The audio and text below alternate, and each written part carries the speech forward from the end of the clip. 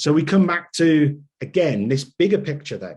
Notice we've gone from spelling, forming letters, to words, to sentences, and then to the whole planning of the game, like that history example earlier. And we assume, oh yeah, of course we model planning and drafting and the stage process editing, but often it doesn't happen. The evidence is really clear that editing, revising doesn't happen so much, even when there's some detailed planning. So we can see, and we need to show our pupils that planning and writing is messy. So this is 1984, the origins of Big Brother. This is the draft from George Orwell. That's really messy. And that actually, this is what good writers do. They make changes, they edit, they revise. We need to challenge that misconception that good writing is neat writing and good writing is, perfect and natural seeming. It's not. It can be messy. We might want to try and, cohere that messiness into straight lines crossing out, but actually it's not about our book looking beautiful. It's about our writing being really targeted and well adapted for the task. And that revising sometimes takes, kind of a messy process.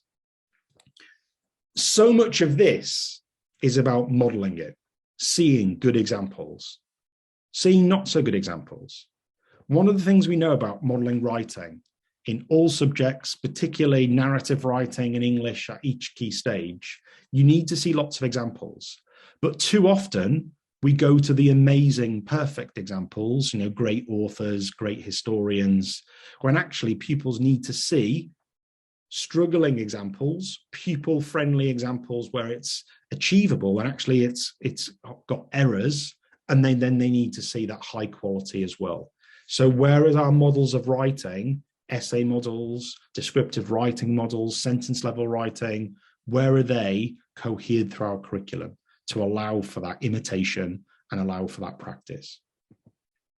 And just to zoom in, so the evidence indicates that editing and revising is not done enough, it's done badly. And so when pupils get to exams like SATs and independent writing year 6, or they get to GCSEs, they don't do these things. They don't edit their writing and they don't revise and change. So what's the difference? So revising is a little bit different to editing.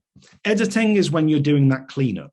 You're checking your spelling, you're fixing your sentences if they don't make sense. Revising is really important. That's when you adapt your writing, not just a spelling error, you're actually changing your writing to meet the task in your audience. So you might be improving your vocabulary choices. That would be revising. You might reorder your essay or your argument. That's revising. You might chop a bit out because it doesn't make sense and it's taking away from your argument. That's revising.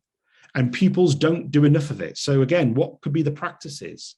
So there are certain ways to encourage revision that if we practice it in 7, 8, and 9 would become seemingly natural for many more of our students. So using a checklist, checking it, making a change, and verbally explaining the change you've made in your writing. That is a crucial one in terms of, can you articulate why you've changed your essay, why you've changed your story, and why those moves were shifted. Looking at best and better. So getting a pupil to look at their writing and pick out what are their best bits and what bits they need to make better. Too often, if we're given an extended piece of writing, it could be a story, it could be a recount text, it could be an essay in history, there's too much for pupils to revise. So actually, can we shrink it down? What's your best sentence? And what sentence do you want to make better? By just focusing on 2 sentences in revising, then it feels like a manageable move, particularly for struggling pupils. And we need to keep on shrinking the game down to those simple single moves. Peer critique is another good one. So, having your paired work where you're reading your peers' work, often with a checklist, is helpful. That peer critique needs scaffolds, needs support. Often it can be a problem. We know when pupils don't work well together, but well scaffolded, it's really crucial.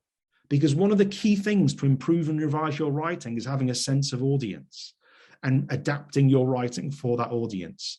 One of the best things about peer critique is that you get to see another example and you better refine your own by comparison. So even if you don't get many suggested changes for your own writing, just the act of looking at someone else's and thinking about their text makes your likelihood of revising much higher and can improve your writing. The author's chair.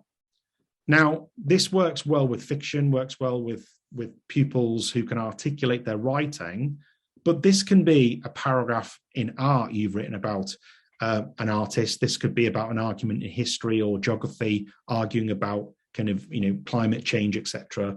The author's chair is reading out some of your text and then the audience asking questions about what you've written. So again, you can see how having to talk about what you've written helps you then understand how you might make improvements. And it needs to be sensitive, but you get that careful feedback from your peers and the teacher about some revisions you could make. It could be about word choices, it could be about, adding in detail, etc. And then really simply, again, another revising, which is a little bit like best and better, just keep it simple. Be really clear. Okay, we're doing 10 minutes, we're revising what we've written, our 5 paragraphs. What are you going to add? What are you going to remove? What are you going to refine? And just getting them to try and think that revising is these 3 things. I'm going to add some stuff, I'm going to cross some stuff out, and I'm going to make some stuff better.